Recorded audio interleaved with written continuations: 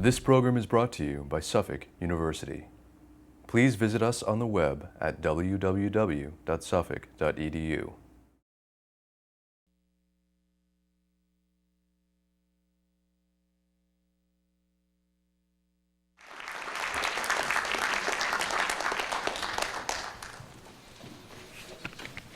Good evening. Is this on?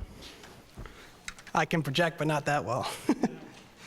Good evening, and welcome to the Ford Hall Forum at Suffolk University's second program of our spring season.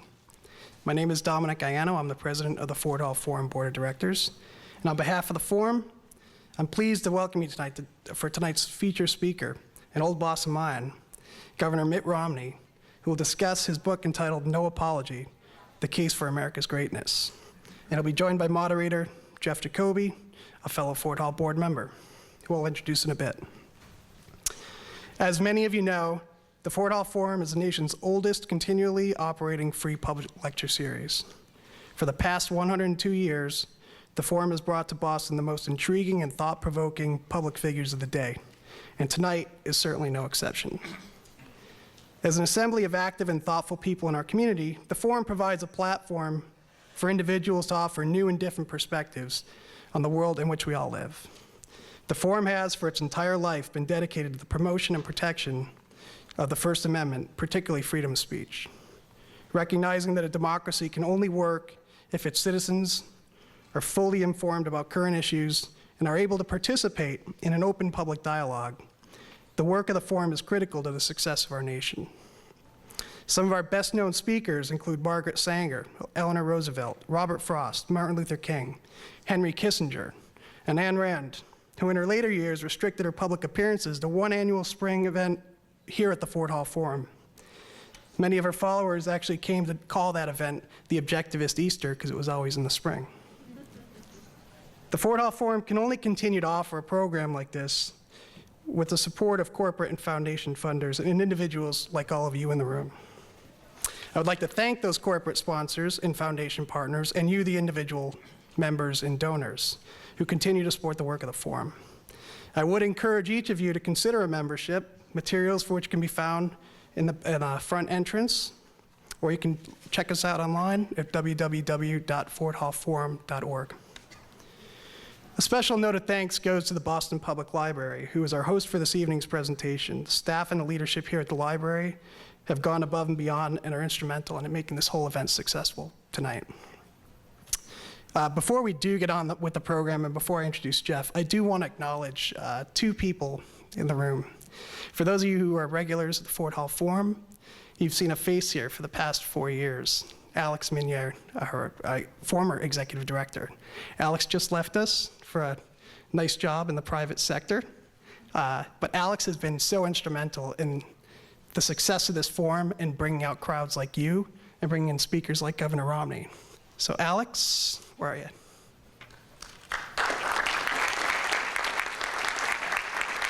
There he is, in the back working. In the back, still working. Thank you, Alex, for all your dedication to the Forum. I would also like to acknowledge, just this week, the Forum has picked a new executive director. She is here tonight. You'll get to know her over the next many years, hopefully, as well. Jennifer Bernardi.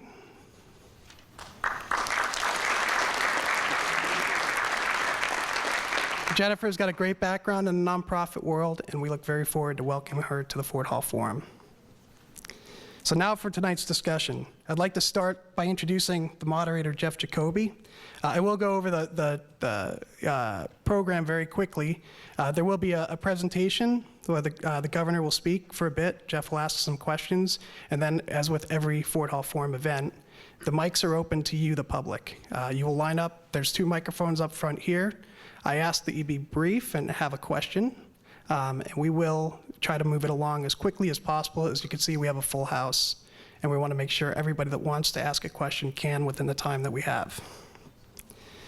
Jeff Jacoby is an award-winning columnist for the Boston Globe. Seeking a conservative voice to balance its famously liberal roster of commentators, the Globe hired in 1994 Jeff away from the Boston Herald, where he was the chief editorial writer since 1987. Soon after his debut as a columnist, the Boston Phoenix dubbed his twice-weekly essays a must-read. describing him as the region's preeminent spokesman for conservative nation. A native of Cleveland, Jeff Jacoby graduated with honors from George Washington University in 1979 and Boston University Law School in 1983. In 1999, he became the first recipient of the Brindell Prize, a $10,000 award for excellence in opinion journalism. In 2004, he received the Thomas Paine Award of the Institute of Justice, an award presented to journalists who dedicate the work of preservation to the preservation and championing of individual liberty. I'm pleased to turn over the microphone to our moderator tonight, Jeff Jacoby.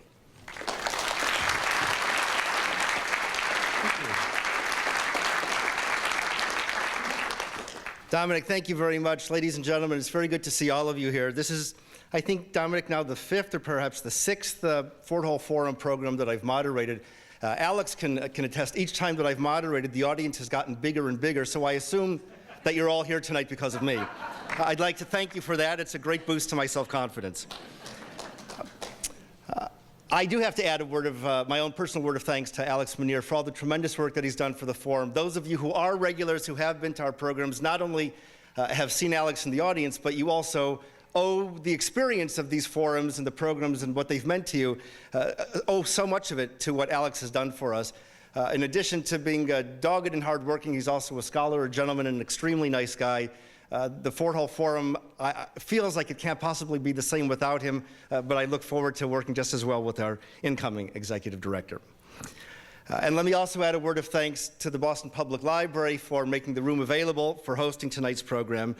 Every time the library makes itself available, the program is invariably raved about afterward. Before we go any further, if you haven't already done so, please can I ask those of you who have got cell phones or Blackberries or anything else that makes noises or beeps or glows in the dark to please silence them.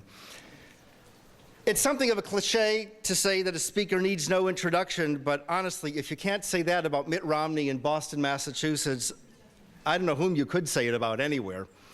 As you all know, Mitt Romney was the governor of Massachusetts from 2003 to 2007. He entered politics after a brilliant career in business, first as a management consultant at Bain & Company, and then as a co-founder of Bain Capital, a private equity firm. He ran unsuccessfully for the U.S. Senate against Ted Kennedy in 1994, and of course he was a candidate for the Republican presidential nomination in 2008. In 2002, he took over the deeply troubled Winter Olympics in Salt Lake City, turned the endeavor around, and has been very widely praised for transforming those games into a great success. And I propose to omit everything else in Governor Romney's long biography, except to note, because I know that if I were in his shoes, I wouldn't forgive him if he omitted this about me, except to note that he and his wife, Ann, are the parents of 5 sons and, at last count, 14 grandchildren. Governor Romney's book, his latest book, is titled No Apology, The Case for American Greatness. For the first half of our program this evening, I'm going to be talking with Governor Romney about the book and about the ideas and some of the themes that he develops in it.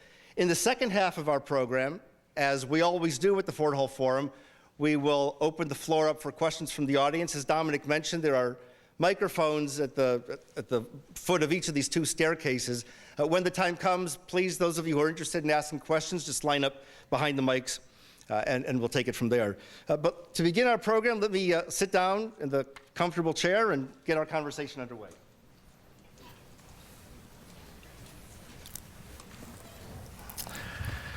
Well, Governor, welcome. Good evening. Thank you. Good to be back. It's good to be home. Thank you.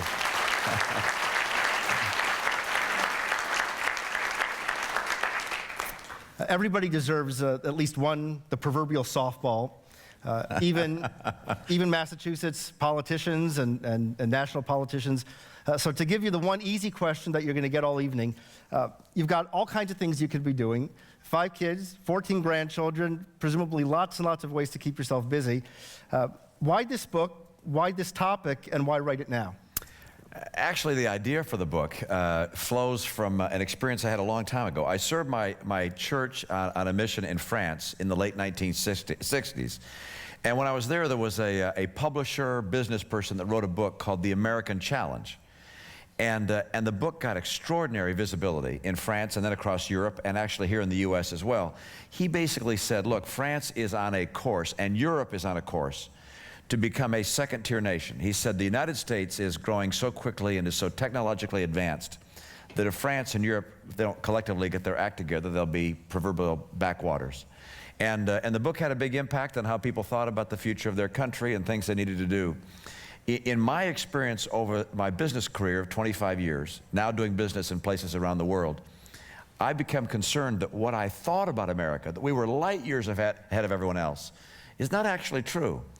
And that increasingly other nations are getting closer and closer to us. Their schools are better. Their innovative skills are becoming more and more remarkable. Their capability in productivity is astounding in many respects. And that unless America gets serious about the challenges we face, we could find ourselves falling behind.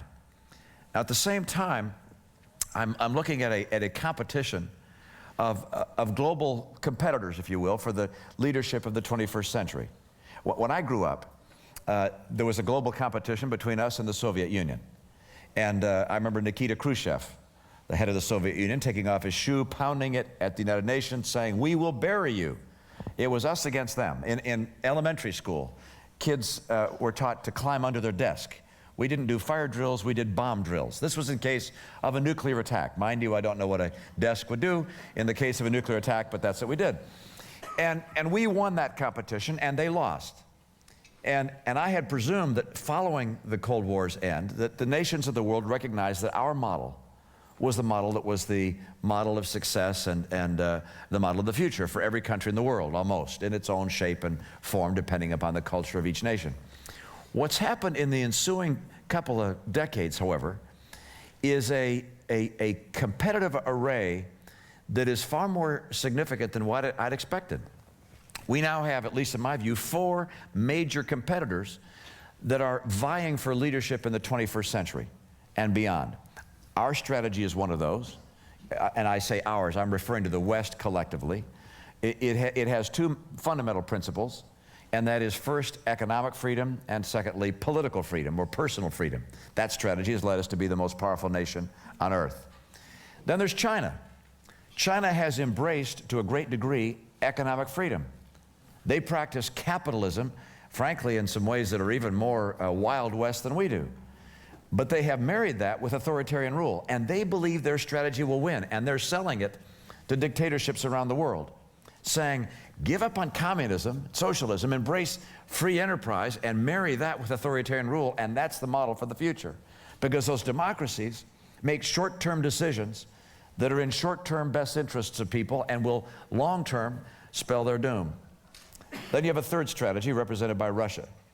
Their strategy also, like China's, is based on authoritarian rule, but they combine that with their energy strategy. They have a lot of energy, more natural gas than anyone in the world, as much coal as anyone else in the world. They're tied with us. Massive resources in oil. They sold more energy last year than Saudi Arabia. They're using the hundreds of billions they're generating in selling natural resources to rebuild their military and to become an economic powerhouse. And the fourth strategy is really not represented by any one country. It's more of a movement across borders. Perhaps Iran represents this strategy. It's radical, violent jihadism. And their strategy is very simple. Authoritarian rule, but based upon the collapse of the other 3, they intend to unleash the hidden imam or the caliphate and ultimately rule the world.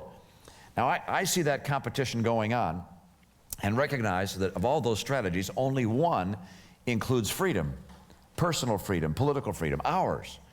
Only if America remains strong and the successful strategy, if you will, of the 21st century, can we guarantee that our kids and theirs will have a land that's free and a world that's peaceful and free.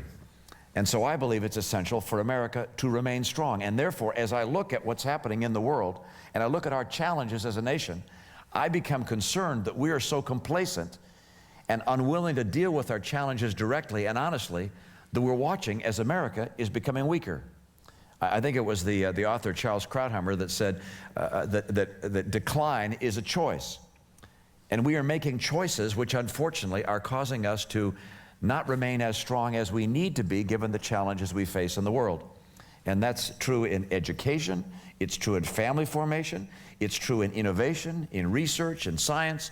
It's true in our level of productivity. I look at what's happening in Washington, and I'm convinced that our politicians, on both sides of the aisle, to some degree, have taken steps that weaken America.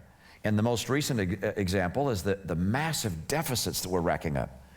Not just during this time, but over the next decade. The forecast is $10 trillion of additional deficit over the next 10 years. Right now we have $8 trillion in debt. We're going to go from 8 to 18 trillion, even larger than our total GDP. And on top of that, the promises that the baby boomers, my generation, have made to ourselves in entitlements, Medicare, Medicaid, and Social Security, are so substantial that they will crush the next generation with debt if we don't make them sustainable. So I look at those features and say, gosh, America has got to wake up and recognize that our strength and our leadership is essential for freedom, that a strong America is essential for peace in the world and for prosperity for ourselves and for our friends around the world, but that if we don't change course on a whole series of dimensions, we could end up falling short of that mission. So that's what the book is about. It touches almost all the third rails of American politics, the third, fourth, and fifth rail. I talk about Social Security, Medicare, Medicaid, how I'd change them. I've had a number of people say to me, it's obvious you have no political plans because you wouldn't write this if you ever thought of running again. And that may well be true, but I think America has come to a point where people in this country recognize we can't keep going on the way we've been going. And it's time to tell the truth. And if people don't accept the truth, so be it. We got to tell the truth. Thank you.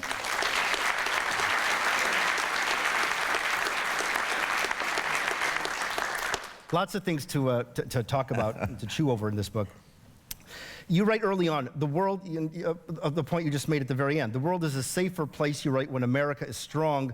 American strength helps preserve world peace. Would it be fair to say, in your view, that just as cities need policing and states need policing, so in a sense the world needs policing as well, and that no country, no society is more fitted for that job than the United States?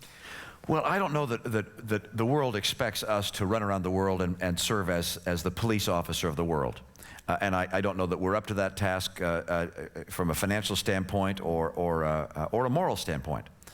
But I do believe that having a strong America suggests to the worst possible actors in the world that there is a significant risk. There's an ambiguity about what action we might take. If they take outrageous action, such as when Saddam Hussein invaded Kuwait and was potentially on a march to go further into Saudi Arabia, they have to recognize there's a significant chance that America might act. And when really bad things happen in the world, there are not a lot of actors out there that really can make a difference. Whether it's in Bosnia-Herzegovina, whether it's in Kuwait, if there were no America, if America were extraordinarily weak, what would China be doing in Taiwan? What would Russia be doing in the Ukraine or in the rest of Georgia? What would Kim Jong-il be doing as it relates to South Korea? I can't tell you precisely, but I do believe that having a nation that is strong and that is also good-hearted is good for the world. Now, I know some would say, well, is America really good-hearted? I would submit absolutely. I would submit that when America acts militarily, we've made mistakes. We've oftentimes not understood the consequences of what was going on and made errors. But in my view, we have always acted out of a desire to do the right thing. And as a result of that, I believe there's nothing we need to apologize to for the world, but instead take pride in the sacrifice made by our men and women. Let me ask you a question about each of the Russian and the Chinese models that you described. The Russian model, you say, is based on their exploitation of their energy resources. You'll know this better than I did, but my understanding was that when the price of oil plummeted over the past couple of years, that wrought havoc with Russian foreign policy because all of a sudden the rubles weren't coming in to the degree they were before. Doesn't that suggest that the best possible strategy for combating Russia's strategy to achieve global dominance, if that's the strategy that it's embarked on, is to increase our own energy supplies by the maximum amount possible as quickly as possible? Absolutely. Of the strategies you describe, the two of them, radical violent jihadists and Russia, receive an extraordinary amount of their strength and their capacity through energy. And if energy is very, very expensive, they get stronger and stronger and stronger. And not only is it an advantage to them, but it's a disadvantage to us to send out of our country every year hundreds of billions of dollars. I mean, it's like a massive tax on all of us. Every time you go to the gasoline pump, every time you turn on a light, every time we use energy of some kind, recognize it's effectively sending money to other places in the world. That money could be spent here instead, either developing our own resources in terms of energy, or in being more efficient in our use of energy, becoming energy independent, energy secure. I think it was Thomas Friedman who said the single most important thing we could do for our foreign policy would be to become energy independent. And finding ways through new technologies. I mean, we all hope for this great technology that allows us to have unlimited sources of energy at limited cost. If we could find such a thing, that would be wonderful for us, it'd be wonderful for China, it'd be wonderful for the planet. By the way, it would also be, if you're concerned, as I am, about the warming of our planet and the pollution of our planet, it'd be good for that too. So there are multiple reasons for America to develop our own energy resources. But what does that mean practically? Well, practically, first of all, drilling in the outer continental shelf, yeah, it means building nuclear power plants? Sure. And by the way, I spent my life in the private sector, and so I know something about pricing and negotiating. I would drill everywhere we think we've got good prospects for getting oil. I would intend to drill in Anwar and so forth. I would drill. I wouldn't, however, pump it all out immediately. I would have that huge resource there as a bit of a price buffer for the world. And if prices get too high, they know we're going to start to pump. If the prices are a little lower, we pull back a bit. And we keep those oil reserves as we need to make sure that we don't run out of oil. The last thing, by the way, we want to do is to run out of oil. 50 years from now, to say to our grandkids, too bad, we used up all the oil, you got none left. We want to make sure we have plenty for coming generations. But having those wells drilled and available and turned on as we need to would be helpful to moderate the prices of the world. So oil is one piece. Natural gas is an enormous source of energy for us. We have massive natural gas resources, in part because of new technology. There's a new horizontal drilling technology which has opened up huge reserves of natural gas. And natural gas can be used in a very clean way to generate electricity. It also can be used for transportation, for trains, for trucks, for major fleets. It could be used for automobiles as well, if we chose to go that way. That's a resource. We ought to be, with the $787 billion stimulus plan, wouldn't you think we would have built a natural gas pipeline system to provide lower cost energy and make ourselves more energy independent? There's, of course, nuclear. Other nations are using nuclear power. We ought to be developing and using more nuclear power. And then there's energy efficiency. We have to create incentives for Americans to care about how much energy we use. You put all that together and we can become energy independent, meaning not that we're not going to buy energy from Canada, meaning that we don't have to buy energy from people who will use it to hold us up and who will use it as a political weapon. You talk about China. When you were speaking about it before in your first remarks, you said that the words I wrote down as you spoke were, they believe their strategy will win. Yeah. But in the book, you actually write that what distinguishes China's involvement in the world today is that, quote, it is winning. Yeah. So I'm curious to know, in what sense do you see China actually winning now? And could it realistically become more powerful than the United States in the near term? Yeah, the place they're winning right now is in focusing on developing new markets and new products and having those products outcompete our products. And they are in various segments of the consumer market and the industrial markets. They are developing products and processes that are winning. And they're gaining market share on a global basis. They are not winning, however, relative to the United States overall. And our innovative capabilities and our ability to lead the world in new ideas and new technologies continues to propel our economy and to make us the most powerful economy and the largest economy in the world. So they're not there yet. But because of their total size and the advances they're making, their economy will be larger than ours sometime in the next couple of decades. And as that occurs, they'll be able to invest more and more in their military might. They have a military buildup which is really second to none. They've added 30 submarines in the last 10 years. They built a new under-mountain port for their submarines.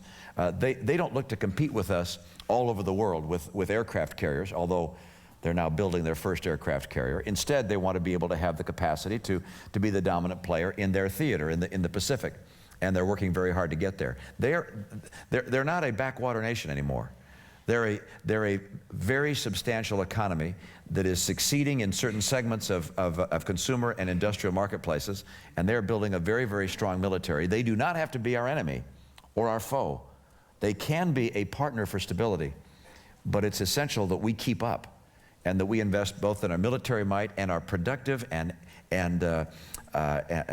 economic and, if you will, educational foundation, so that our innovative lead continues to propel what is a small nation, America, with 300 million, to become every bit as vibrant or more so than a much larger nation with 1.3 billion people. How far do you want to push this idea that China and the United States can be partners for stability? This is a system, as you describe it in the book, that combines authoritarian repression in the political sphere with essentially economic free enterprise.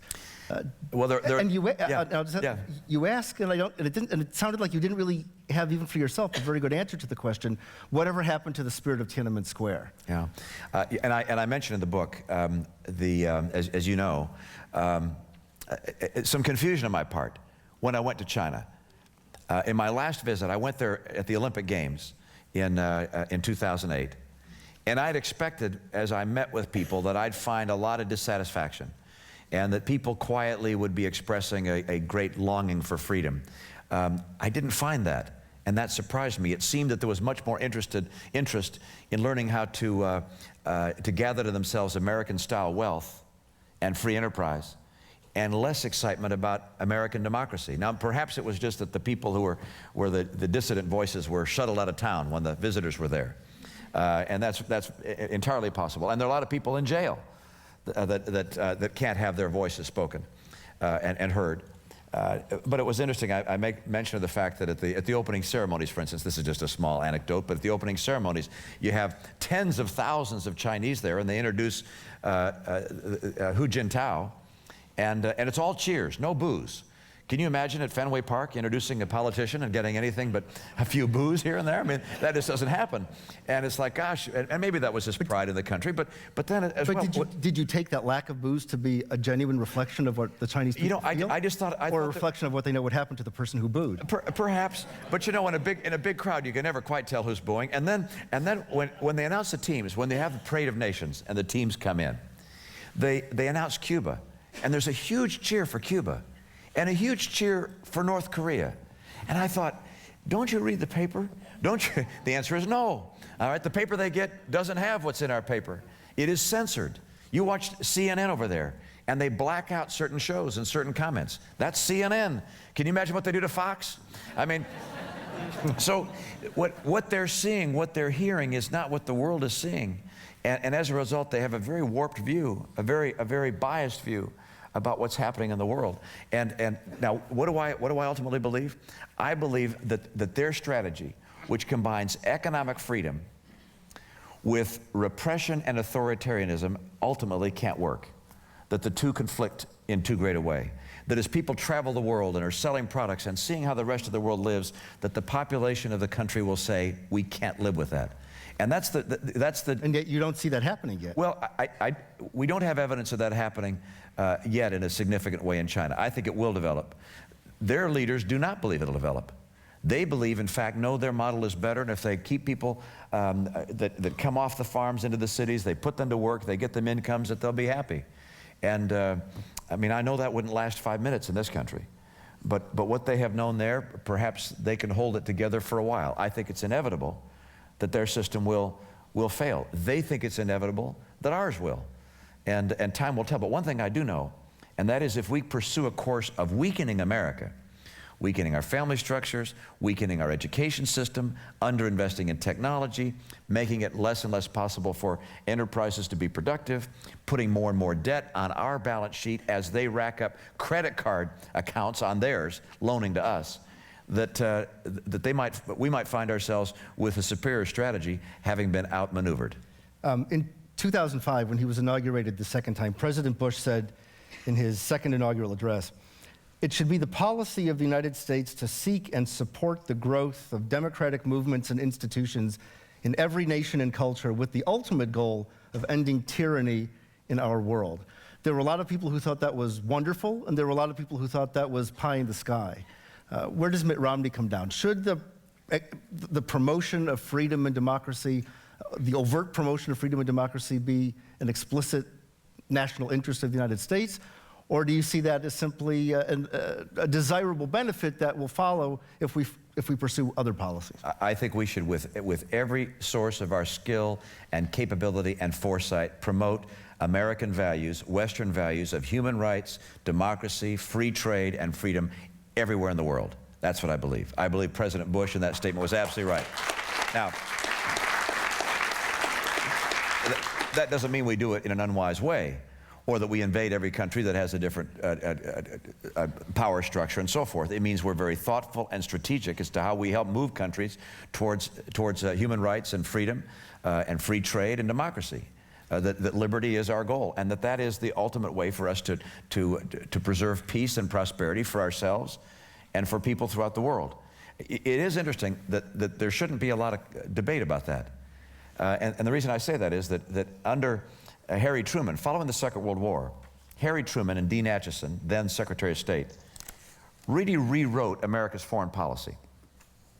They concluded that the old foreign policy, which was largely based on isolationism, had nonetheless drawn us into 2 world wars, where 600,000 people of our own people had lost lives, where there had been tragedy of untold proportion for humanity around the world, and that therefore we had to adopt a new strategy. And Dean Acheson wrote a book called Present at the Creation.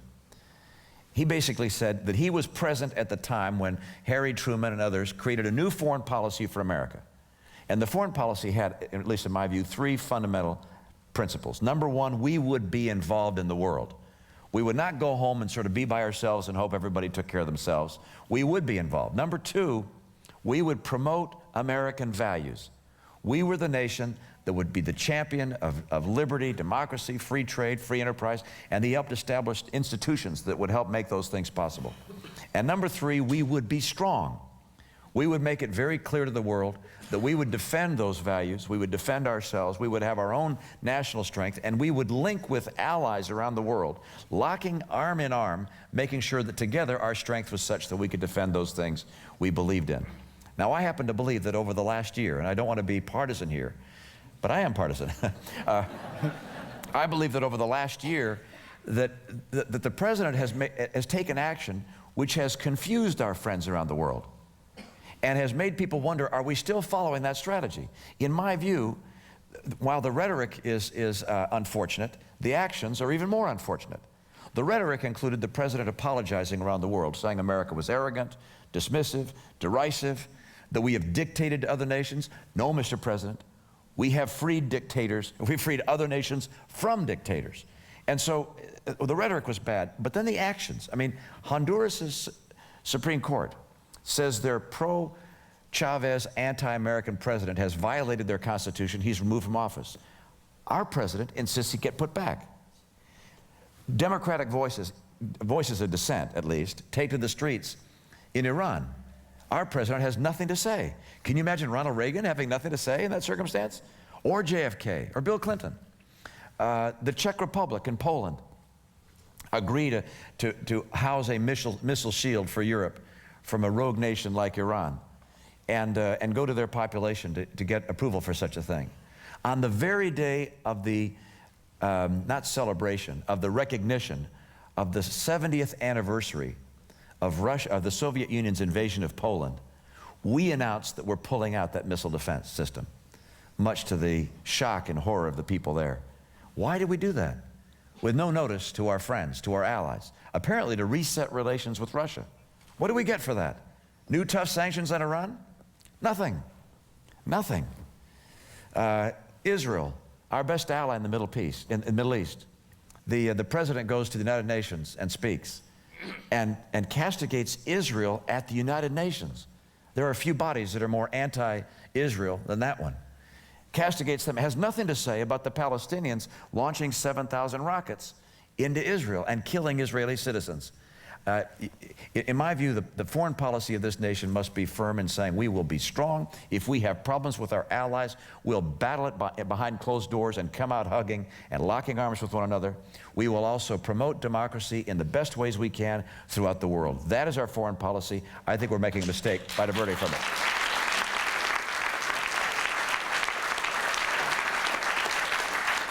When President Obama was elected, there were stories from all around the world about the enormous level of happiness and excitement and celebratory welcoming of this new American administration. Clearly, in the year, not quite year and a half since then, some of that popularity, even worldwide, has fallen off. Will there always, though, be a foreign market for Americans who are prepared to criticize America? That's part one. Part two, given the litany of, you call it the American Apology Tour that the president's been going around the world delivering, are there times when it is appropriate, in your view, for an American president to be apologizing on behalf of the United States abroad? Well, it's hard for me to consider a circumstance like that in the abstract. Have we made mistakes? Of course. Have we acknowledged those mistakes? Yes, we have. But in the balance sheet of what America has contributed to the world versus the mistakes we've made, there's no comparison. In that balance sheet, our economic system, now being adopted, as I indicated, throughout the world, has lifted, if not billions, at least hundreds of millions of people out of poverty. Our economic system has, and the sacrifice of our fighting men and women has brought freedom to people around the world. So the idea of America's president running around the world apologizing, building his own popularity, and at the same time adding fuel to the fires of those who think America has something to apologize for, is, in my opinion, a very misguided approach and strategy. Instead, I would acknowledge we made mistakes and then talk about the future. Look, let's talk about where we're going to go and how important it is for America to remain strong. I heard, I just have to relate something which a number of you heard me say before. It's Shimon Peres, the president of Israel, was in Boston. This was several years ago. It was during the height of the Iraq conflict, and it was before the surge, so the conflict was not going very well. And I was in a department where someone asked him, Mr. Peres, what do you think about the conflict in Iraq? And he said, before I answer that, I have to put something in context. He said, America is unique in the history of the world. He said, in the history of the world, whenever there's been conflict, the nation that wins takes land from the nation that loses, because land is a source of value on the planet. He said, one nation in history, this during the last century, was willing to lay down hundreds of thousands of lives for freedom, for itself and for its friends, and took no land as recompense. No land. He said, that's America. America is unique in the history of the world. And Colin Powell went on to say that the only land we took following the Second World War was enough land to bury our dead. This is a unique nation.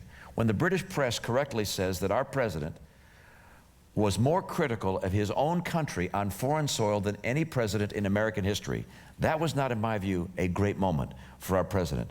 Despite the applause he got elsewhere, let's make sure that America is respected and revered for our great contributions around the world.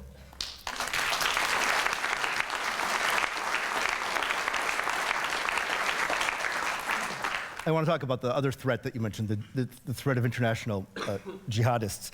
Just yesterday, the Obama administration let it be known that it will be removing the terms Islamic extremism and jihad from the main document that sets out what's known as the national security strategy. If you had the ability to do so, would you put those terms back in? Absolutely. They're in my book. I use the word jihadism because that's the word they use.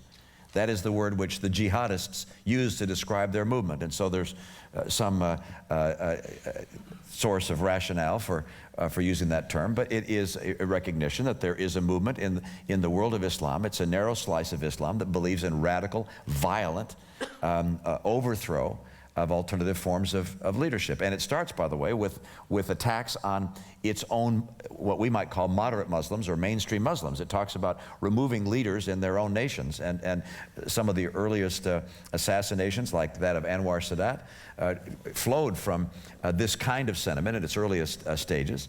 And so it's a threat to the world of Islam. It's a threat to the world of the West. It's a threat to even to Russia, as we saw with the bombings of their trains just last week. I mean, this is a global threat, and it is a philosophy which has a number of adherents around the world, and is one that we have to recognize. I simply don't understand where the administration is taking us. I don't understand. I mean, remember when there were the shootings at Fort Hood, and the immediate response from the White House was, "Don't jump to conclusions. This may just be a criminal act." It's like, what in the world are you thinking? I mean, can you not read what's being said? What this person has said? There is a movement of radical jihadism. It's not, by the way, a single monolithic movement with one person in charge telling everybody what to do.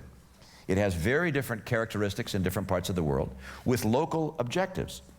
In some cases, it's relating to securing Kashmir for Pakistan. In others, it may be to spread jihadism through universities in the western parts of the world. In others, it may be to place suicide bombers. In others, it's to send rockets into Israel. But regardless of the individual differences between Shia and Sunni style jihadism, the overall objectives are either the same or very, very similar, and they are to cause the collapse of the West, the eradication and elimination of Israel as an independent state, and ultimately to have a caliphate or hidden imam rule the world.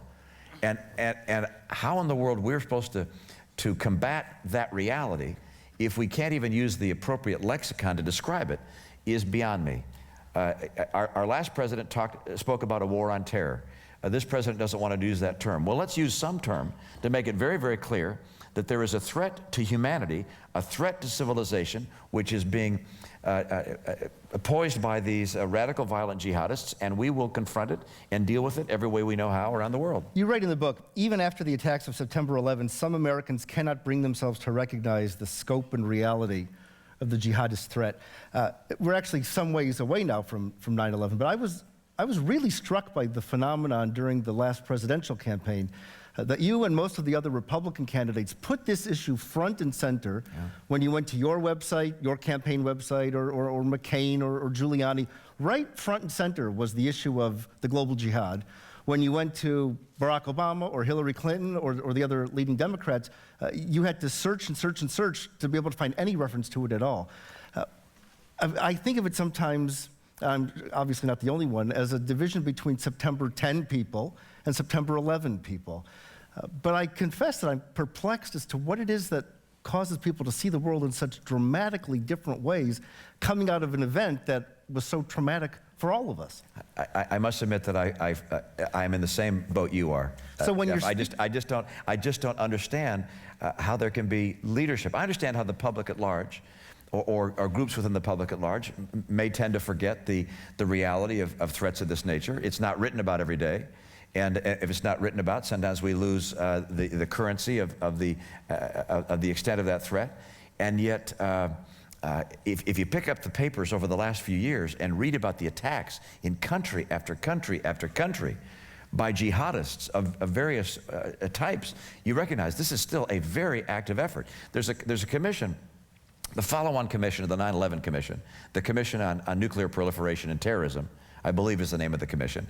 The conclusion of that commission was that in their view, within the next 5 years, there will be an attack, a terrorist attack on a major Western city of a weapon of mass destruction. Now, this is a very severe and serious group that looks at the threats that we face. This is a very significant and real threat and must be a major focus of the President of the United States. I presume he's trying to curry favor, and I know that, or he doesn't want to offend. And somehow it's more important to tell the truth than it is to worry about being offensive. I'm prepared to say, or let's assume for the sake of argument, that there's nothing but goodwill and honest intention. It certainly didn't begin with President Obama. It didn't begin in 2008. John Kerry, when he was the Democratic nominee in 2004, gave an interview to the New York Times in which he described the jihadist terrorism. His term was that we have to see it as a nuisance. That was his word, a nuisance, like gambling and prostitution. No, that's what you're he kidding. compared it to. You're kidding. He said you could never eliminate it, but you could reduce it. That we need to get back to looking at terrorism in that light. Now, I'm not prepared to say he knows better and he's saying that deliberately misleading his audience. I assume that that remark is made sincerely and in goodwill, and that when people say you conservatives, you right-wingers, you anti-jihadists, you make too much of this notion of jihad. It's crazy to think that a ragtag band of Islamic extremist terrorists are going to be able to bring down the United States or anything close to it, that they mean it. And my question is, what accounts for the divide, and B, how does somebody like you from one side of that divide reach people who are on the other side? With difficulty. The truth of the matter is, we had the same battle about communism. I remember having a series of arguments about how severe was the threat of the Soviet Union and communism. And we had this issue about whether America should continue to grow. I remember people saying that Reagan was absolutely nuts to be spending all this money on defense and to be talking about Star Wars. Wasn't Star Wars ridiculous? And there were others who said, no, this is very important to do. We can outcompete the communists. We can outcompete the Soviet Union. Ronald Reagan was proven right. The others were proven wrong. And those who think that jihadism is just a nuisance, boy, wouldn't that be wonderful if that were the case? Wouldn't that be nice if it did not represent a clear and present danger to the world? But unfortunately, just read the papers. I mean, in the last several weeks, we've had scores of people around the world being killed by one form or another of jihadists. And they will certainly target this country. They say they will target this country, and I happen to take them at their word. I hate to go back to the greatest monster of the last century, but Hitler said what he would do, and a lot of people said, oh, he's just saying that for political reasons. Well, he wasn't just saying it. He actually did it. And when people say awful, terrible things, we ought to listen and take them at their word and make sure they cannot do the things they say they're going to do. And if they never get the capacity to do those awful things, wouldn't that be wonderful? But let's make sure that in the work we do that we're making sure they can't do those things, and we invest in the intelligence resources that are necessary to protect us. And by the way, I just want to underscore that. The best thing you can do, in my view, to protect ourselves from these radical violent jihadists is to have very extensive intelligence capabilities. People throughout the world who are learning what's going on, gathering information, and stopping attacks before they occur. Thank heavens, for instance, that we were able to learn about those 10 doctors in England that were going to bring down 10 aircraft on their way to the United States, killing, several thousand human beings? Thank heavens the intelligence was able to identify that threat and stop it before it happened. When I helped organize the Olympic Winter Games in Salt Lake, we spent $330 million on security, magnetometers, fences, and so forth. But you know what? I didn't have a lot of confidence in the magnetometers and fences. What I had confidence in was the intelligence work done by the FBI beforehand in the whole year leading up to the games, identifying potential threats, tracking people who represented threats, trying to expose or to break apart those threats. That is something we have to do on a far more effective basis. And the targeting of CIA interrogators, or the targeting of our intelligence resources and somehow making these people who are so key to our safety and security, making them somehow the bad guy is, in my opinion, a very, very bad and misguided policy that this administration has pursued. Let me switch gears.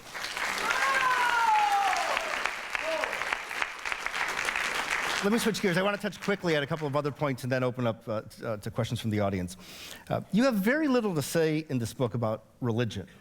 I don't mean in the discussion about jihadism, but about religion in America. Mm-hmm. You're a religious man. You note that religion is taken very seriously by most Americans, that we're a religious nation. And yet it strikes me as strange that in somebody for whom I know religion is as important as it is for you, that in a book that's subtitled The Case for American Greatness, that there isn't something more in here about your own thoughts about the links between American religion and American greatness. So let me put it to you here tonight. Is America's religiosity an element in what makes America great, or is that simply an interesting fact about America that doesn't really touch on our greatness one way or the other? I actually do believe that, and in my chapter called The Culture of Citizenship, I describe a number of things that give me confidence in America's capability to continue to lead the world at great length. And I'll tell you why. I used to wonder why it was some nations became highly successful and other nations right next door to them were basket cases, if you will. Why are we so powerful economically and Mexico so troubled? Chile, why is it so strong? And Argentina in such trouble? In Israel, why are the Israelis such an export-oriented and technologically advanced society, and the Palestinian territories far less able to perform in a similar way? And I've read some books on that. Guns, Germs, and Steel by Jared Diamond suggests it's all geography. And there's some truth to that. But a far more compelling book to me was a book written by a professor at Harvard here, David Landis, called The Wealth and Poverty of Nations. He looks at the coming and going of each great civilization in time, and after about 500 pages of analysis, he says roughly this. He says, if you can learn anything from the history of the economic development of the world, it's this: culture makes all the difference. What people believe, what they'll sacrifice for. Do they form families? Do they believe in education? Are they honest? Do they live by contracts? Do they respect the rule of law? These elements do form the basis of America's greatness, in my opinion. And our religion, our Judeo-Christian heritage, is, in my view, a very significant part of what has made America, America. Now, at the same time, I recognize that there are many people who don't believe in any religion and don't believe in God. But nonetheless, it does seem to be part of our culture that even those that don't believe in a particular faith or even in God, that those people believe in something bigger than themselves. That there is a sentiment in this country of giving oneself to one's ethnic group, to one's university, to a movement of some kind, or even to the nation. Patriotism is, in some respects, almost a form of faith. It's interesting. Politicians, for a long, long time now, have been appealing to one part of the American psyche, which is what's in it for me, and make promises larger and larger of things they're going to do for us. And if people are giving out free money, Americans are happy to get in line. But there's another part of our psyche that's even more compelling, that too infrequently is appealed to by America's leaders. And that's our willingness to give and sacrifice for great things, like our country. When JFK said, "Ask not what the country can do for you, but what you can do for the country," the resounding feeling in this country was so overwhelming, such a desire to do so. It underscored that element that is so quintessentially American. And so I believe, in fact, yeah, Jeff, that religion is a major part of our society, and faith in something bigger than ourselves is a big part of what makes America, America. I hope we remain a religious nation. But I don't mean by that everybody has to believe as I do, or that religion should guide decisions on a political matter. I believe decisions should be made on the basis of their secular considerations and their societal considerations. But the culture of faith and the culture of believing in things bigger than ourselves is very much American. To bring it to something that's been very much in the news just the past couple of days, you knew you couldn't get through an hour without talking about health care. Yeah. You write with great pride in the book about the health care law that you signed in Massachusetts in 2006. And you write, "Our reforms in Massachusetts didn't produce a perfect system, just one that was much better than what had been there before." I want to press you on that. Now, I know you've spent quite a bit of time lately distinguishing the bill that you signed from the law that President Obama signed, and unless you want to, I won't get into the similarities and the distinctions between them. But the idea that things are much better in Massachusetts than they were before you signed that into law. Massachusetts now has the highest health care premiums of any state in the country. The average family plan, or the typical plan for a family of four, is now almost $14,000, which is well above the national average. What's worse, healthcare premiums in Massachusetts are increasing faster than just about any other state. There's a lot of evidence now. There was a story in the Globe just a couple of days ago, but Harvard Pilgrim came out with a report months ago making the point that hundreds of people have been signing up for insurance right when they need it, just before they're about to have some expensive procedure, and then dropping it after they've gotten to the other side of that. An enormously expensive way of using health insurance. All of this is made possible now by the law that you signed. Has it really made things much better in Massachusetts? Now let's go back piece by piece. First of all, it's true that Massachusetts health insurance premiums are higher than that of the other states in the nation. And they were before the law, too. They were before and they were after. So let's not attribute to the Massachusetts law the fact that our premiums are higher. Why are our premiums so much higher than the rest of the country? Very simple. In Massachusetts, the legislature has seen fit, and the connector board as well, to mandate coverages in every insurance policy. You can't get a policy in Massachusetts that doesn't include mental health coverage, till recently dental coverage, unlimited in vitro fertilization coverage, etc. So in your policy, you get all sorts of things, many of which you don't want. If it were up to you as consumers, you wouldn't have. That provision, that forcing all these mandated coverages into the insurance policy is something I vetoed. I did not want that. I do not want that. It's an enormous mistake. It makes our policies too expensive. It makes the subsidies required for those that need subsidy to buy an insurance policy, it makes them higher than they ought to be. It's a real problem in the plan. I said it at the time. That's why I vetoed it. I still say it today. That's an enormous mistake. It's very simple to adjust and to fix. No question about that. It would be to say, you know what? We, the state, are not going to tell insurance companies what they must include in each policy. We might actually have a seal of approval and say, we like this policy the best, and that one is an approved policy, but you can buy whatever you'd like as consumers. That's what we ought to do. Let healthcare be consumer-driven rather than government-driven. So that's a change I would make in the bill. It's not perfect. That's number one. Number two, why do I say it's better? Because 440,000 people that didn't have insurance before have insurance now. That's a good thing in my view. What we were seeing is a lot of people who were taking advantage of something that was very unfortunate. And that is they were going to the hospital even though they didn't have insurance, even though they could have afforded to have insurance. And when they got very seriously ill, let's say a heart attack or an accident of some kind, showing up and saying, hey, government, pay for me. And we were paying for them. Hundreds of millions of dollars in cost, paying for people who didn't have insurance, who otherwise could afford it. We said, you know what? No more free riders. People have responsibility to care for their own health care. And we're not going to pass on to government the responsibility of people who can pay their own way. But the law that you signed does not even permit someone to make the decision to pay for their own health care out of pocket. You're now required to have insurance. Again, an error in the final law. The bill that I brought forward did have an opt-out.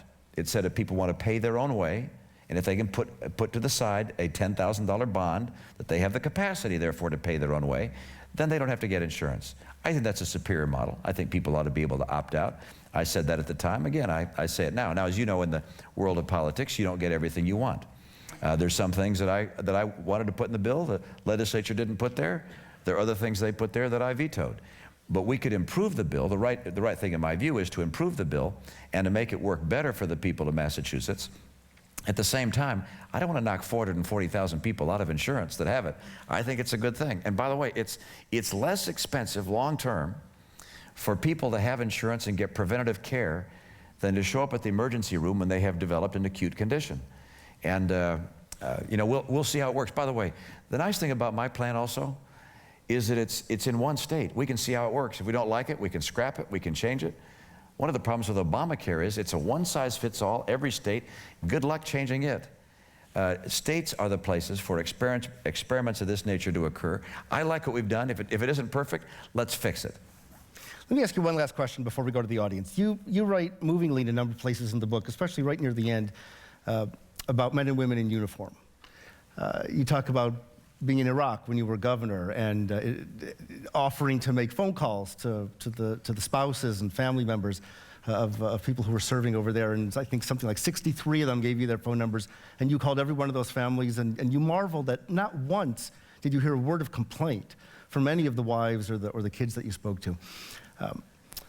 I wonder, why is it you write a book like this? For many of us, you read a book like this, you see these descriptions of the heroism and the bravery of American soldiers and Marines and airmen, and yet the overwhelming majority of us never even consider entering the military. We have an all-volunteer military, and yet the vast majority of us never really give it serious consideration. Why is that? Why is that in a country that so reveres its military, that has so much respect for those who do serve, that so few of us either do serve ourselves or encourage, you know, our kids, our friends, those that we have influence on, to sign up? Well, as you know, many do. choose to go in the military, and we have Something like 1% of the age cohort that's eligible. A tiny well, we have, fraction. 1.5 million people. It's a pretty good size military force, and people do consider that for a career. It's the idea of an all-voluntary force is that people would choose that as a career and serve for several years. And if you'll speak, and you know this, as you speak with leaders of our military, they feel we have a superb fighting force, in part because people get extensive training and make that a career. And so it's an enormous advantage for this nation to have this kind of a skilled fighting force. Why don't more people consider it? Because there are a wide range of options. In my view, if we had an emergency that required us to have a much larger military, we'd be able to create it. Americans would step forward if that need were there.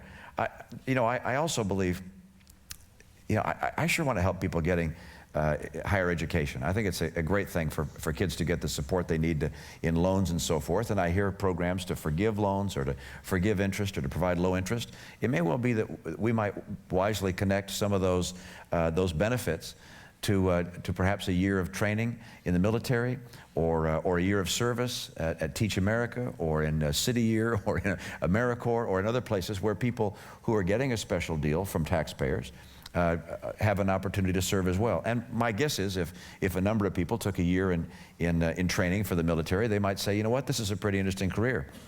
But I must admit, I did not serve in the military. The reason is quite simple in my case.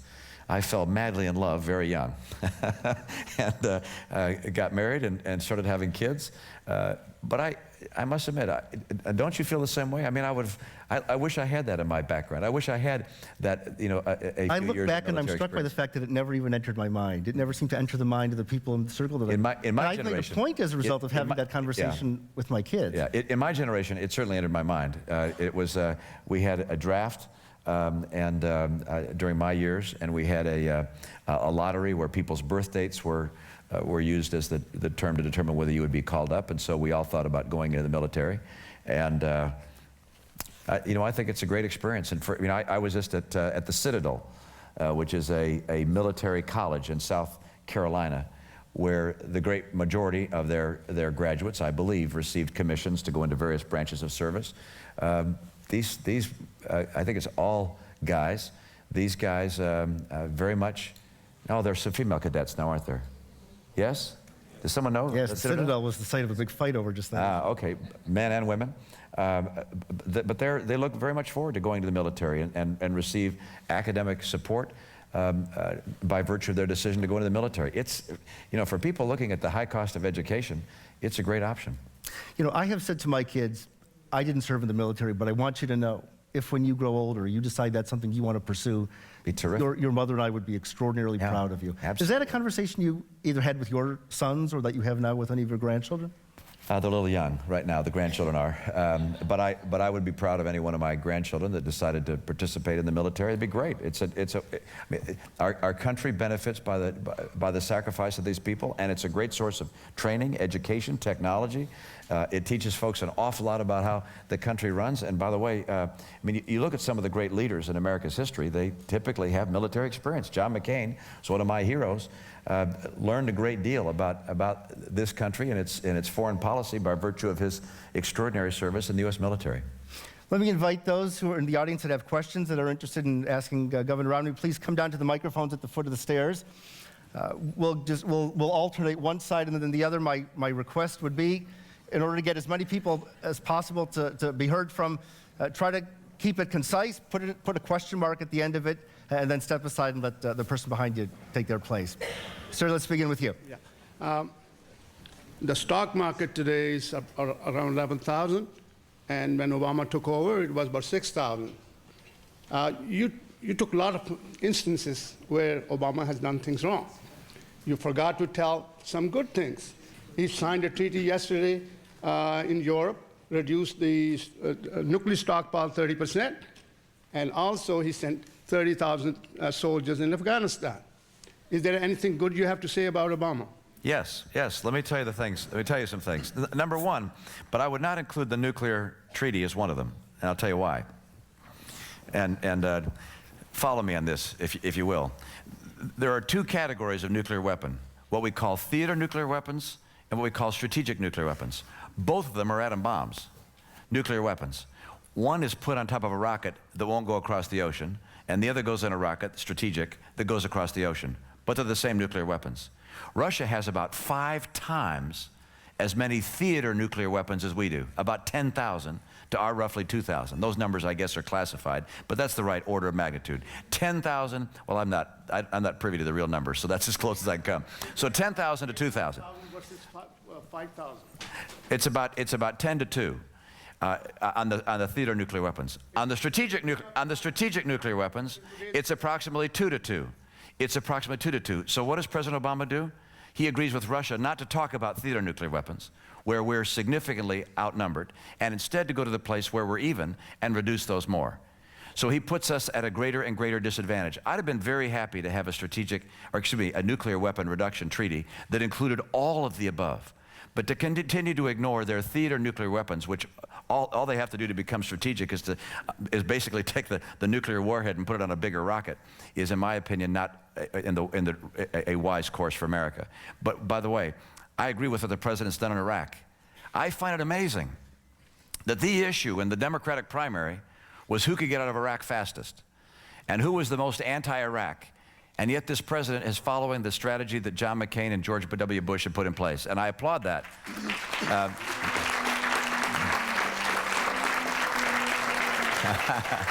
So I appreciate what he's done in Iraq. I appreciate what he's done in Iraq. I appreciate the fact that he's doing precisely what George Bush and John McCain suggested. He voted against the surge in Iraq, but fortunately he is applying the surge in Afghanistan. And that's another place where I acknowledge that he's done a good thing. I appreciate the fact that he appears to be taking on the teachers' unions to a certain degree and saying that we're going to try and have more charter schools, although he eliminated the charter school in Washington, D.C., or he allowed that to be eliminated. He didn't do it himself. So we'll see how his education secretary does, but he doesn't do.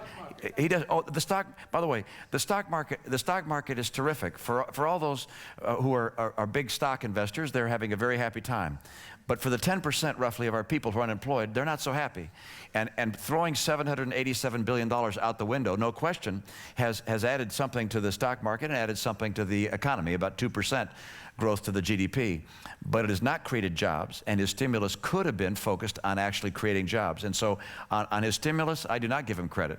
And to the fact that the economy is going to recover, I know the president will take credit for the economy recovering. Of course he will. Of course he will, because any politician would. But as we all know, we don't have recessions that go down and stay down forever. It will come back. I've been saying, every economist I know has said it will come back. And the stock market will anticipate that, as it's doing. And the economy is going to get better, and we will create more jobs. But unfortunately, the president's policies have caused a lot of pain for people who've been unemployed that did not have to be unemployed if that stimulus had been focused on creating jobs. Okay, Thank you.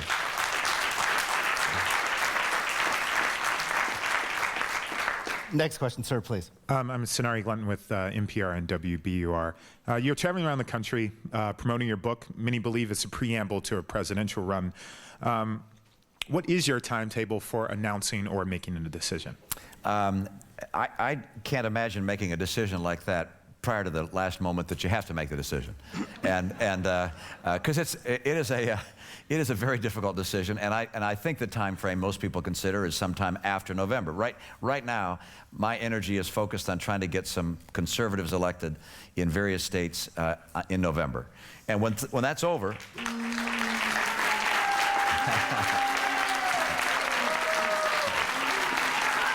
And that's. If we can have less cheering and less booing, we can hear more from Governor Romney.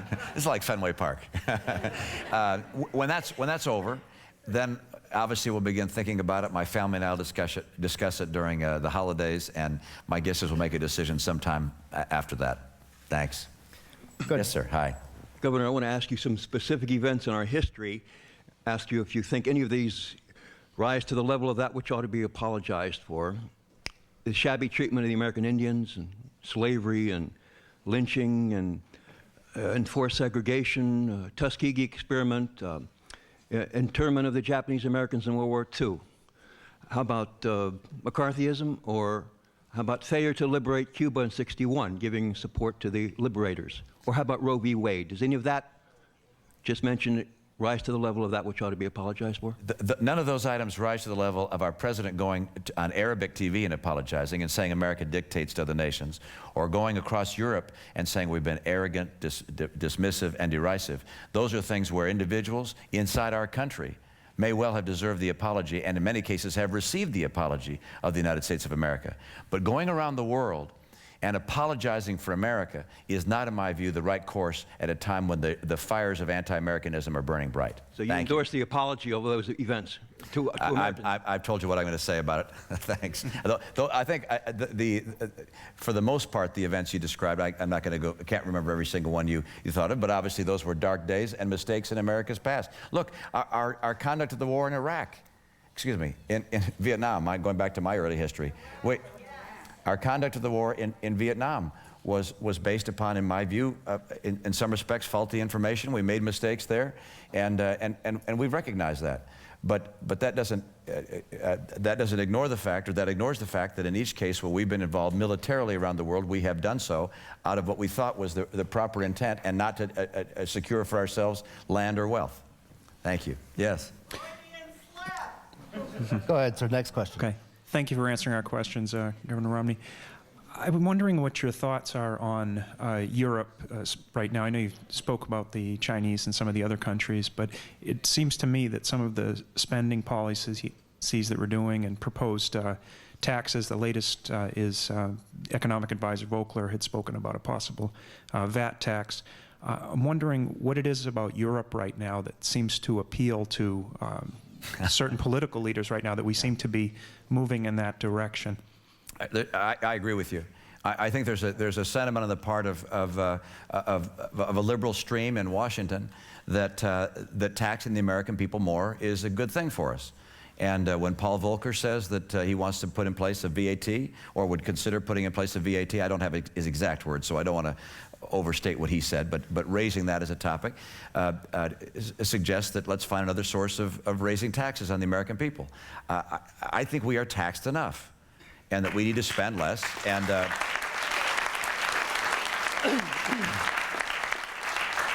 and that I do not believe we can possibly keep up with the promises my generation has made to ourselves, our entitlements as well as other spending. We can't tax the American people enough to keep up with all those promises. We're finally going to have to deal with the challenges head on and make these programs sustainable, as opposed to think that we can keep raising taxes and raising taxes. And it's going to be tough. I lay out in the book what I do with Social Security, Medicare, Medicaid, how to make them sustainable, making sure that we honor our promises to our seniors. We're not going to adjust those programs for anybody who's retired or near retirement. But for people who are in their 20s and 30s and 40s, they're going to have to realize that we're going to have to change those programs to make sure they're viable and they don't get overwhelmed with taxes down the road. The calculation I have is that our payroll tax right now is roughly 15.3%. If we don't make those programs sustainable, that payroll tax would have to rise to 44%. Then you'd have income tax on top of that, another 40, and then state tax and property taxes. You'd be taking 100% of people's incomes. We can't get there going the pathway of Europe. And I think Europe is recognizing the same thing. Thank you. Thank you. Yes, Governor. I understand that the Simpson Committee of bipartisan Republican and Democrats is formed to reduce the deficit. And I wonder specifically how you would address that issue of reducing the deficits and the unfair tax program. And very quickly, on another quick one, is how would you vote in this recent vote for the Lynn GE plant, which most Democrats have supported over the years, and our newly elected Republican senator just voted for, even though the Pentagon says they don't want it or need it? I'm sorry, I'm not familiar with the Lynn GE vote. I do not favor votes for military procurement that are not desired by our military establishment generally, but I don't know the specifics of the GE vote, so I can't speak specifically to that particular vote. I can tell you that the way we're going to have to balance the budget is by dealing with two parts of the budget honestly and directly. One is the small part, the 20% of the federal budget known as discretionary spending, non-military discretionary spending, and that has to be frozen and reduced. The other part of the budget we have to deal with is in our entitlements, which is roughly 60% of the federal budget. And I lay out what I believe we have to do to adjust Social Security, Medicare, and Medicaid for upcoming generations so that those burdens do not overwhelm federal spending and cause the American dream to be suffocated by excessive taxation down the road. I think those are the major areas, those discretionary areas. That's everything but military in the budget, and then the entitlement areas. And by the way, if we don't do this, the level of debt and the interest we're paying will ultimately swamp us. We're going to have to make some tough choices. I think Americans are willing to make sacrifices when they understand the importance of those sacrifices. I think we have to appeal to America's sense of legacy, to what we're going to hand to the next generation. I do not want to hand to my kids and to their kids in America where they can't realize their dreams. And so I think we're going to have to deal with those areas. Thank you. Governor, is defense spending the only major area of the budget that you think needs to be increased? Well, I would keep defense spending at 4% of GDP. Our total entitlements are about 10% of GDP, plus interest on another 2 points of interest. So about 10% of GDP, but military is 4%, and I'd keep the military at 4% of GDP. I'd really lock it in at that level, which represents keeping it about where it is. It's about 3.8 or 3.9 right now. And then the other discretionary points, if we lock these things as a constant percentage of GDP, we'd be fine. The problem is government keeps growing and growing and growing. It's about 35%. Federal, state, and local GDP percentage is now about 35% of the American economy, and on its way north. And at some point, you cease being a free economy when the government is responsible for 35% of what's going on. Another question. A pleasure to hear you tonight, Governor. There are some political and social issues on which I strongly refute your belief system. But at the same time, I have had tremendous respect over the years for your integrity as well as your executive ability. My question to you, sir, is when someone like me, who is basically outside the demographic, who would line up to vote for you, says that my first Republican vote would be for a ticket on which Romney is the leading man, do you have the ability to evolve into a national leader who thinks more than just his conservative base? Let's see. I'm not running for anything. And that may happen in the future, as the first questioner posed, but I'm not in a position to talk about what I might do in the future in terms of politics. I can tell you that one of the advantages of writing a book is it lays out what I believe. And I find sometimes people, if I give an answer to something in a 30-second or 1-minute response, people wonder, well, gosh, is that different than what he said over here? It's all written down. So take a look at what I've said. It's all right there. And the things that I believe are in that book, and I don't anticipate changing on those things. Now, sometimes you learn that you're wrong. I indicate in the book, for instance, that I believe that global warming is occurring, but I say I don't know how much human activity is contributing to it. My guess is that we're going to learn that over time. Am I right or am I wrong? There would be consequences to whether that data is as I think it or is not. I lay out what I think has to happen in education to get our schools better. If I find out, based upon experience, that something I believe in isn't working, then I would reserve the right to look at that data, learn from it, and take appropriate action. But what I believe today and the things that I think our nation ought to do are in that book, and that's why I wrote it, and I hope it serves as a prescription for those who find my arguments compelling. and you certainly reserve the right to disagree with me vehemently. Thank you. Next question. Mr. Romney, you were talking about authoritarian rule. I come from Venezuela, back in Latin America. I imagine Hugo Chavez sounds familiar to you.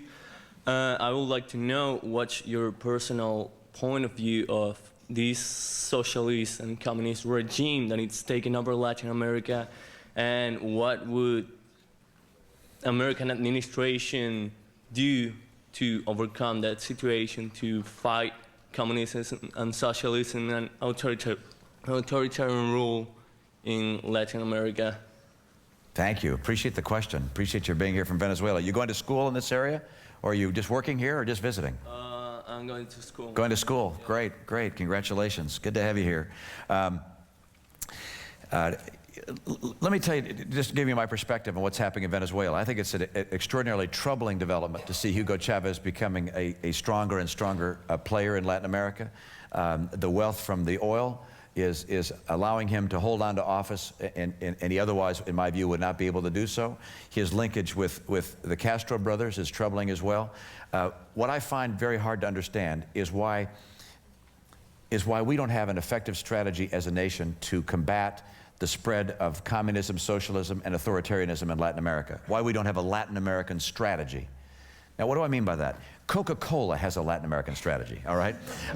Toyota has a Latin American strategy. Companies that we know of have they call them typically group vice presidents, responsible for a region of the world, and they have budgets and goals, and then they execute strategies market by market to try and gain market share in those markets. And if they're not successful, they get fired. And new people take their place and are given new budgets, and they work to try and be successful in a region. I believe that our nation ought to have an individual responsible for Latin America, for our strategy in Latin America, to promote human rights, democracy, free trade, and so forth. Not militarily necessarily, but somebody who uses all of our resources, our education resources, our healthcare capacities to help. I mean, Castro, for instance, in Latin America, if you ask people, what is the miracle operation? Most of them know the miracle operation is cataract surgery that's performed all throughout Latin America by Castro's doctors. It's known throughout the area. Great positive support for Castro by virtue of doing that. Well, let's us be smart. Let's us use our dollars in such a way that we show our goodness to the people of Latin America. Let's have an individual responsible for promoting American values in each region of the world, and have that person have a budget that is appropriated by Congress, a committee to report to, and have the American people see whether they're succeeding or not succeeding. And I would like to do that in Latin America, where we play an active role in helping nations like Colombia. One of our best allies in Latin America and South America is Colombia, standing up to Venezuela's Hugo Chavez, and yet we refuse to give them most favored nation trade status. How can that be? Well, because the American labor movement doesn't want the president that they supported to do so. Look, we've got to have a strategy for Latin America that includes standing by our friends and moving those people that are on the edge more towards democracy and away from Hugo Chavez. Thanks for your question. Appreciate it. Good evening, Governor Romney. So the first question tonight was about President Obama's new policy on nuclear weapons. Yeah. Earlier tonight, you talked about the hypothetical weaker power U.S., one in which we could not predict the actions of dictators like Kim Jong-il or larger countries like China influencing Taiwan. So my question is, do you think this new policy will move the United States towards a weaker world stance, like in your hypothetical, and if it'll influence the behavior of dictators like Kim Jong-il and others around the world? I think the president's overall foreign policy, as I described it, which seems to be retreating in some respects from our friends, and yet treating our foes as if we're walking on eggshells. I think that weakens us and makes it less likely over long periods of time that we will be able to restrain the worst actors in the world and protect democracy and freedom. I think my personal view on this nuclear reduction treaty is it's designed to be a window dressing of, look what I did, I've reduced nuclear weapons, when in fact it has left Russia with thousands, over 10,000 nuclear weapons. And it will reduce our nuclear capacity, but leave Russia with an extraordinary nuclear capacity. And ignoring that and not making the American public aware of that is something I find hard to understand. And why the mainstream media doesn't say, wait a second, what's going on here? Why did you agree to negotiate only on strategic without negotiating on theater nuclear weapons? So I'm afraid we're making mistakes. The decision, for instance, with our Navy had 600 ships. The Navy said we need at least 313 ships to fulfill our missions around the world. We're now down to about 279, on our way to about 215. We will not be able to fulfill the missions of the United States Navy at that level.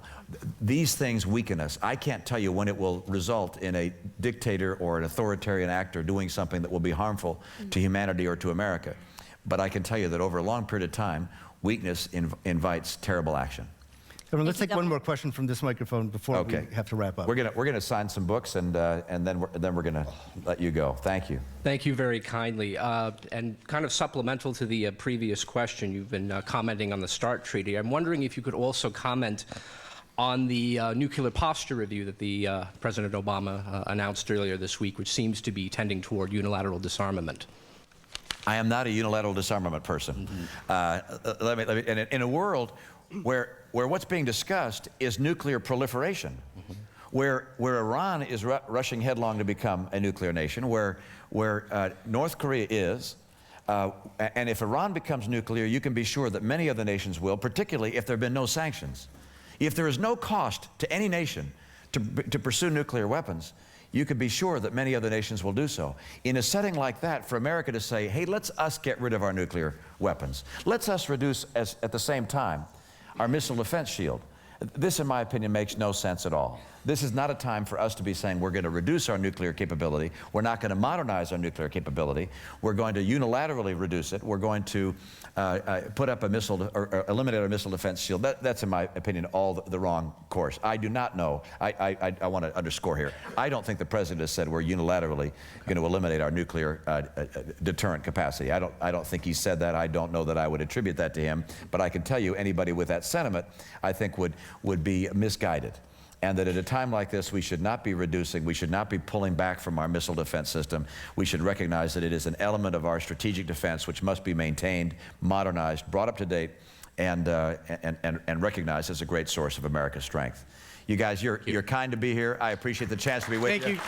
Let's sign some books. Thank you.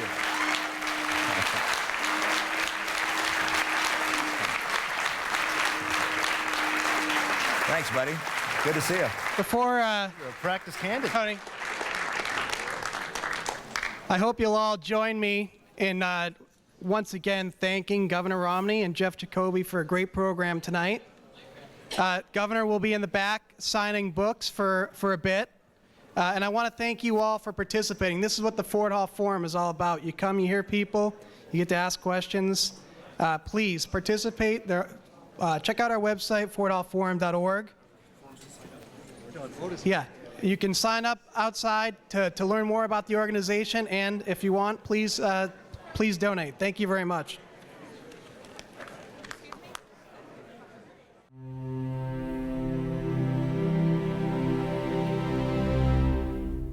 This preceding program was brought to you by Suffolk University. Please visit us on the web at www.suffolk.edu.